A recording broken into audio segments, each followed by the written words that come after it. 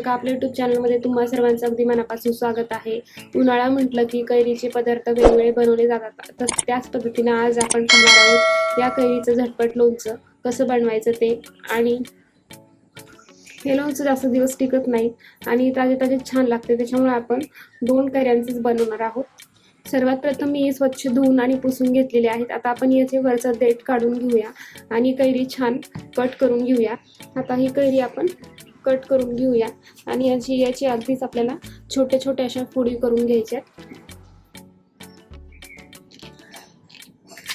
अगदी अशा पद्धतीने अगदी तुम्ही याच्या अशा छोट्या छोट्या फोडी करून घ्यायच्या आहेत, जेणेकरून हे मुरायलाही पटकन मुरतं आणि खाताना वेस्टही जाणार नाही यासाठी। तर तुम्ही पाहू शकता अशाच पद्धतीने मी अगदी याच्या अशा छोट्या छोट्या फोडी करून कट करून घेते। तर हे पहा अशा पद्धतीने सर्व करून घेते मी।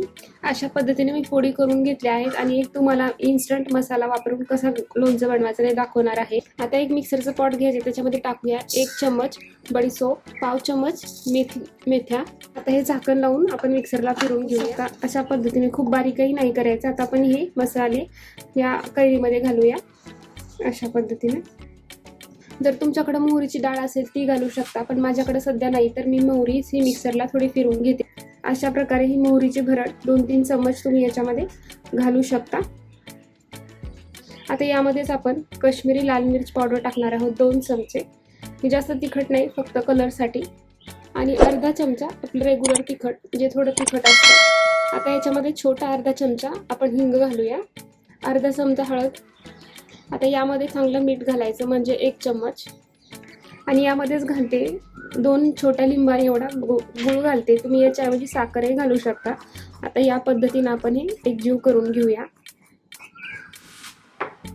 यात एकजीव करता येत म्हणून दुसऱ्या भांड्यात घेते मी। अर्धा तास आपण याला झाकून ठेवणार आहोत। आता इन्स्टंट लोणचं कसं बनवायचं ते पाहूया। याच्यासाठी सर्वात प्रथम एका बाउलमध्ये मी कट केलेल्या ह्या कैरीच्या फोडी टाकते। काही मसाले तुमच्याकडे नसतील तर तुम्ही हा रेडीमेड कैरीचा लोणचाचा मसाला मिळतो तो घ्यायचा आहे, तो घालायचा आहे 2 ते 3 चम्मच। याच्यामध्ये सर्व असतात, हळद, हिंग, तिखट, मोहरी डाळ, हिंग, मेथ्याची पावडर सर्व याच्यात असतं, त्यामुळे तुम्हाला वेगळं असं यामध्ये काहीच घालायची गरज नाहीये। आता यामध्येच घालूया आपण 1 चम्मच मीठ। आता यामध्येच घालूया आपण 2 चम्मच साखर आणि 2 ते 3 चम्मच मी इथं थोडासा ठेचून असा गूळ घेतला आहे। आधीच्या लोणच्यालाही तुम्ही गुळाऐवजी साखरही घालू शकता। आता आपण हे एकजीव करून घेऊया अशा पद्धतीने। यावर देखील आपण हे झाकण ठेवून अर्धा तास ठेवून देणार आहोत। अर्धा तास झाला आहे, आपण चेक करूया।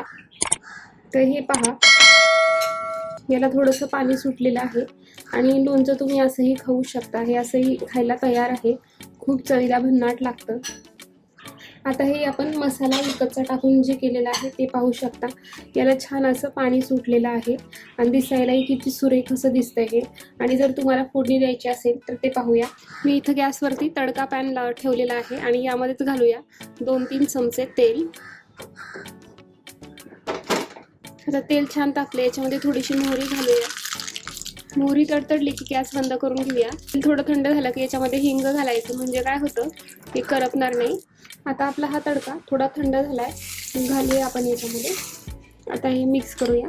अगदी सुरेख आणि भन्नाट दिसतोय, चवीलाही तितकाच अप्रतिम लागतो हा लोणचं, तर नक्की बनवून बघा। आणि आता आपल्या या दोन्ही रेसिपी बनवून तयार आहेत। 2 दिवसानंतर तुम्ही हे काचेच्या भरणीमध्ये एअरटाईट जारमध्ये भरून फ्रीजमध्ये ठेवू शकता आणि 2 महिने हा लोणचं अजिबात खराब होत नाही।